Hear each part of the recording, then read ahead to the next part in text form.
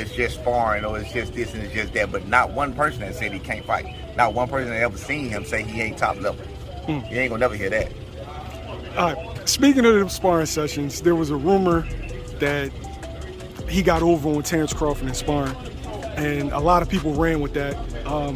Can you speak on that? On record, I'm gonna say, man, it was great work. It was great work. I respect Terrence Crawford as a fighter. I respect Terrence Crawford as a man. I respect him as a family man. It was just good work. If Brian Norman Jr. can knock out Terrence Crawford in the gym, I ain't heard nobody debunk those rumors. Go look it up. Leave it in the comments and let me know. Brian Norman, stop playing with Brian Norman, man. Devin Haney needs to pull out of this fight ASAP. Devin Haney fans, I know y'all think he can outbox him and stuff like that, but Brian Norman Jr. is younger than Devin Haney. He's going to have the energy. He's more hungry than Devin Haney.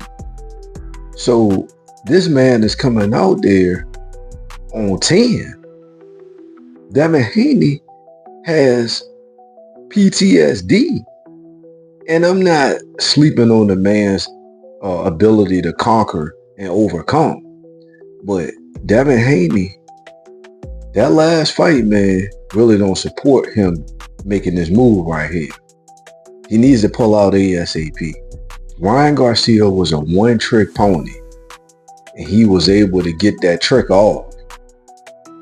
Devin fought a different fight than he normally fight. That's what a lot of people say. He should have been moving to boxing. But the length of Ryan might have been an issue that kept Devin to the game plan that he stuck with. The length of Ryan Garcia. Brian Norman Jr., we done seen him punish cats. He been in the ring with the greats in sparring, even though I'll go ahead and give it to y'all. When you say sparring don't mean nothing, but I think it mean a little something. He been in there with the greats: Edwin De Los Santos, Tank Davis, Boots Ennis, and more. I mean, and has Devin sparred Boots? Has Devin Haney sparred Boots Ennis? Let me know in the comments. I don't like this for Dale, man. I don't like this. I feel like this is an extreme clout chase. I feel like this is an extreme clout chase, yo.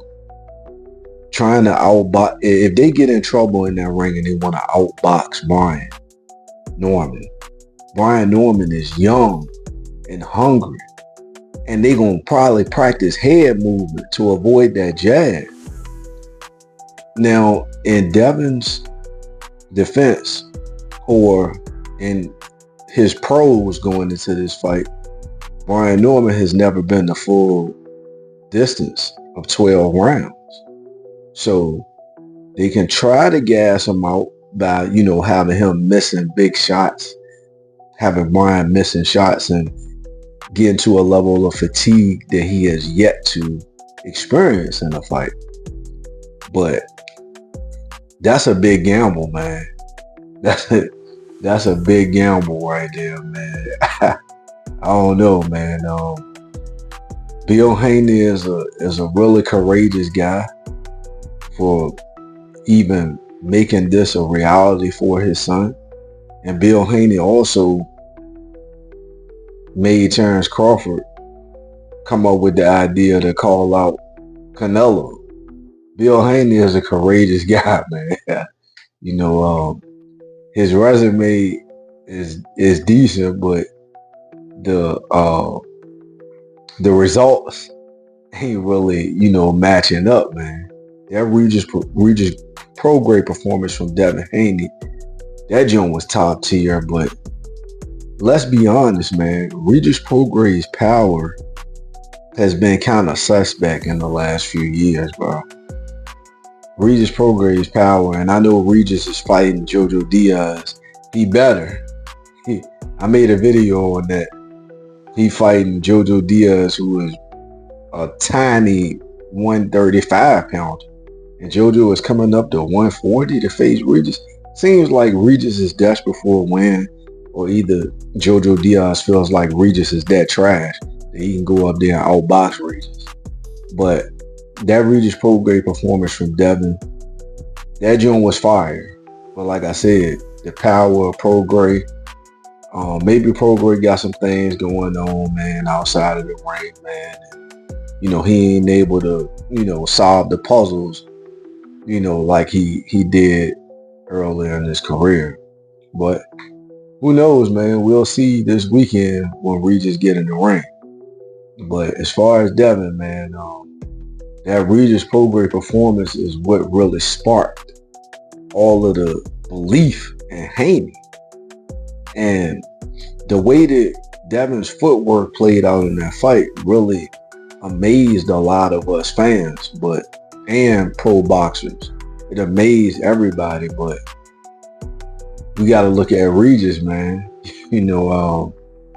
Some people saying Devin is juicing too. I mean, it's a whole lot of shit going on. At this point, they need to just fucking make PEDs legal.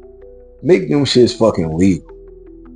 Whoever got the best PEDs, man, let that man, be great. But a lot of people get their ass kicked while they full of PEDs. So skill does, and hard work and preparation does play a big role in that. Probably 70%. I get the PEDs another 30%, maybe 20%. Which with some of your fluidity, you know what I'm saying, and maybe some added stamina, with the muscle and the increase of muscle, and give it a little pop, a little bit more pop. But the preparation, and the skill set matters the most.